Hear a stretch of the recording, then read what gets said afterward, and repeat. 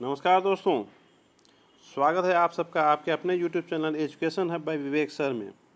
यह हमारा सामान्य अध्ययन यानी जनरल स्टडीज का पार्ट 11 है, यानी कि 11वां भाग है। इस 11वें भाग में भी हम 20 क्वेश्चन देखेंगे। आइए वीडियो शुरू करते हैं। पहला क्वेश्चन है, Meghalaya plateau is an extension of, Meghalaya का पठार विस्तार है। इसका करेक्ट ऑप्शन है ऑप्शन नंबर ए, पेनिनसुलर प्लेट्यू यानी प्रायद्वीपीय पठार। इसे इंडियन पेनिनसुलर प्लेट्यू यानी भारतीय प्रायद्वीपीय पठार भी कहते हैं।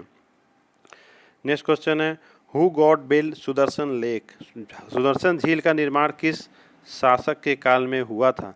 इसका करेक्ट ऑप्शन है option number B, Chandragupta Maurya.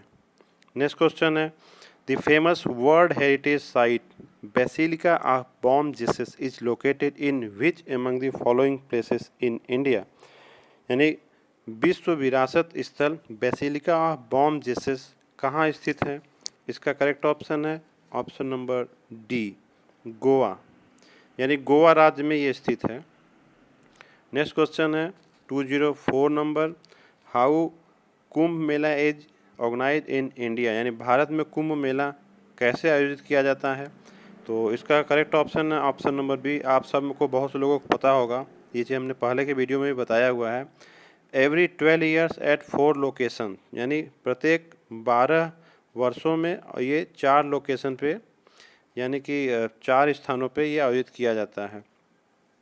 अब देखिए, ये 4 लोकेशन भी हमने बताया हुआ है, आज थोड़ा सा रिवीजन करा दे रहे हैं। ये 4 स्थान है, एक प्रयागराज उत्तर प्रदेश राज्य में पड़ता है, ये आप लोग जानते हैं। ये गंगा यमुना और सरस्वती नदी के संगम पर इसका आयोजन किया जाता है। दूसरा है हरिद्वार, ये उत्तराखंड राज्य में पड़ता है और ये गंगा नदी पे ही, गंगा नदी के तट पर ही आयोजित किया जाता है। और ये गंगा नदी यहीं से हिमालय से मैदानी इलाकों में प्रवेश करती हैं। नेक्स्ट है तीसरा नंबर, उज्जैन, यानी मध्य प्रदेश में, ये उज्जैन मध्य प्रदेश पड़ता है, यहाँ आयोजित किया जाता है।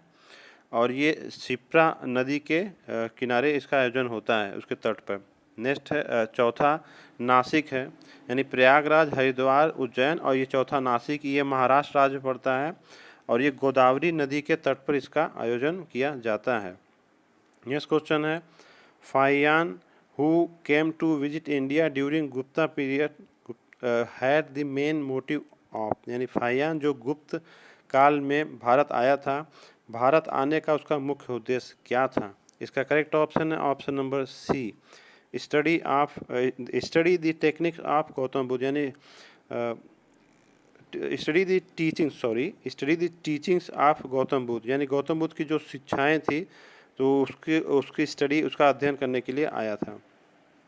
नेक्स्ट क्वेश्चन है, Shatapatha Brahmana belongs to which of the following Veda, यानी शतपथ ब्राह्मण का संबंध किस वेद से था। देखिए, हमने बताया है 4 वेद होते हैं, लेकिन यहाँ थोड़ा सा क्वेश्चन ट्रिकी बना दिया। यजुर्वेद को 2 भागों में बांट दिया, कृष्ण यजुर्वेद और शुक्ल यजुर्वेद। तो इसका करेक्ट ऑप्शन है option number B, Shukla Yajurveda में शतपथ ब्राह्मण का संबंध है। नेक्स्ट क्वेश्चन है, the study of poisons is called, विष का अध्ययन यानी जहर का अध्ययन कहलाता है। तो इसका करेक्ट ऑप्शन है option number B, toxicology. Next question है, what range of frequencies are usually refer to as audio frequencies for humans, यानी आवृत्ति का विस्तार जिसे मानव सुन सकता है कितना है। ये आप सब में बहुत से लोग जानते होंगे, ऑप्शन नंबर बी सही है। 20 से 20,000 हर्ट्ज के बीच की फ्रीक्वेंसी को हम आप यानी मानव सुन सकता है। अब यहाँ पे एक माइंड में आता होगा 20 हर्ट्ज के नीचे कौन सुन सकता है और 20,000 हर्ट्ज के ऊपर की फ्रीक्वेंसी विस्तार को कौन सुन सकता है, आवृत्ति के विस्तार को। तो हम बता दें 20 हर्ट्ज के जो नीचे की फ्रीक्वेंसी होती है उसे इंफ्रासाउंड बोलते हैं और इसे व्हेल मछली सुन सकती है और चूहे के जो नवजात बच्चे होते हैं वो सुन सकते हैं, हाथी इसको सुन सकता है। और जो 20,000 हर्ट्ज के ऊपर की फ्रीक्वेंसी होती है तो उसे अल्ट्रासोनिक साउंड बोलते हैं और इसे कुत्ते, बिल्ली और कीट पतंगे और आपके चमगादड़ ये सब सुन सकते हैं। नेक्स्ट क्वेश्चन है, स्यादवाज इज रिलेटेड टू, स्यादवाज किस धर्म से संबंधित है?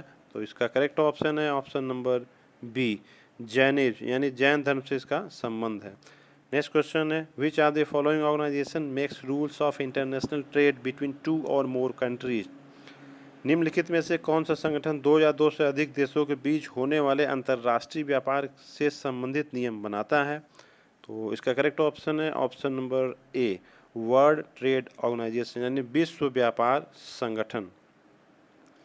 नेक्स्ट क्वेश्चन है, the fourth prime minister of India was, यानी भारत देश के चौथे प्रधानमंत्री थे। देखिए हमने इसके पहले के वीडियो में भी कई बार बताया है कि फर्स्ट पूछता है हर एग्जाम में, लेकिन अब सेकेंड, थर्ड और देखिए इस क्वेश्चन में ये चौथा भी पूछ लिया है, यानी चौथे प्रधानमंत्री कौन थे? तो इसका करेक्ट ऑप्शन है option number C, Indira Gandhi.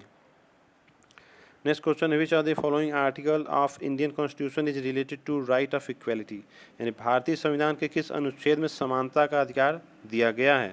तो इसका करेक्ट ऑप्शन है ऑप्शन नंबर बी। जो कंपटीशन वगैरह तैयारी करते होंगे वो लोग जानते होंगे, आर्टिकल यानी अनुच्छेद 14 से 18 में ये समानता का अधिकार दिया गया है।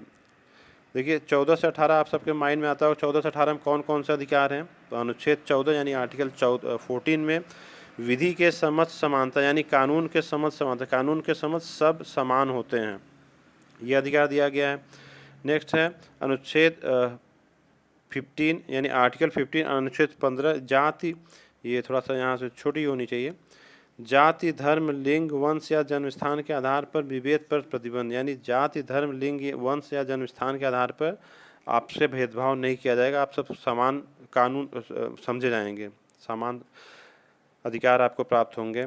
नेक्स्ट है अनुच्छेद 16 यानी आर्टिकल 16, लोक नियोजन के विषय में अवसर की समानता है। लोक नियोजन मतलब जो राज्य द्वारा नियोजन या फिर कोई नियुक्तियां वगैरह निकाली जाती हैं, उसमें सबको समान अधिकार होगा। नेक्स्ट है अनुच्छेद 17 यानी आर्टिकल 17, अस्पृश्यता का अंत, अस्पृश्यता मतलब छुआछूत, भेदभाव, ये सब नहीं किया जाएगा, सब समान समझे जाएंगे भारतीय संविधान के अनुसार, ऐसा अधिकार प्रदान किया गया है। नेक्स्ट है अनुच्छेद 18, उपाधियों का अंत, जैसे अंग्रेजों के समय देखिए तरह तरह की उपाधियां दी जाती थी और उन्हें डिस्क्रिमिनेट किया जाता था कि वो श्रेष्ठ हैं और लोगों से, तो ऐसी उपाधियों का अंत कर दिया गया ताकि सबको समानता का अधिकार मिल सके। नेक्स्ट क्वेश्चन है, in which schedule of Indian constitution power of central and state government is divided, यानी भारतीय संविधान के किस अनुसूची में केंद्र और राज्यों के शक्ति का बंटवारा किया गया है?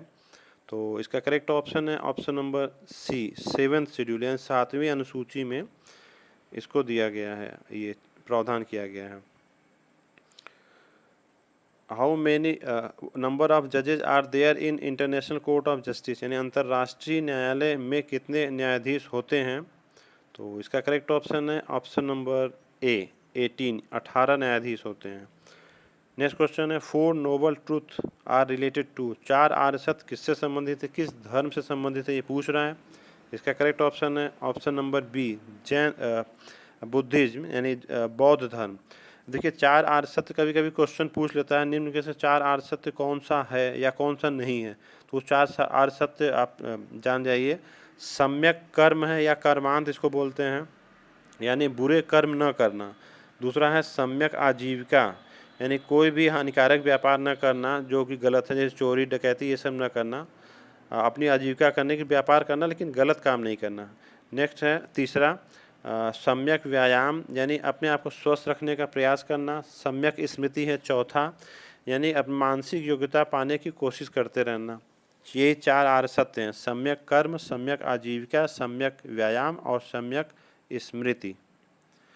नेक्स्ट क्वेश्चन है, who is the chief defence of staff of India, first है, यहाँ थोड़ा फर्स्ट छूट गया है। भारत के प्रथम चीफ डिफेंस ऑफ स्टाफ यानी रक्षा प्रमुख इसको बोलते हैं, कौन है? इसका करेक्ट ऑप्शन है ऑप्शन नंबर ए, जनरल बिपिन रावत, यानी ये 1 जनवरी 2020 को इन्हें ये पद दिया गया था। ये पद में देखिए होता क्या है, जो रक्षा से संबंधित ये प्रमुख सलाहकार होते हैं, तो 3 जो रक्षा सेना प्रमुख होते हैं, तीनों से सलाह न देके ये इनसे एक से ले लिया जाता है। नेक्स्ट क्वेश्चन है when Bharat Ratna award was started, यानी भारत रत्न पुरस्कार कब आरंभ हुआ। इसका करेक्ट ऑप्शन है ऑप्शन नंबर बी 1954, 1954 में 2 जनवरी 1954 से इसकी स्टार्टिंग हुई थी, शुरुआत हुई थी।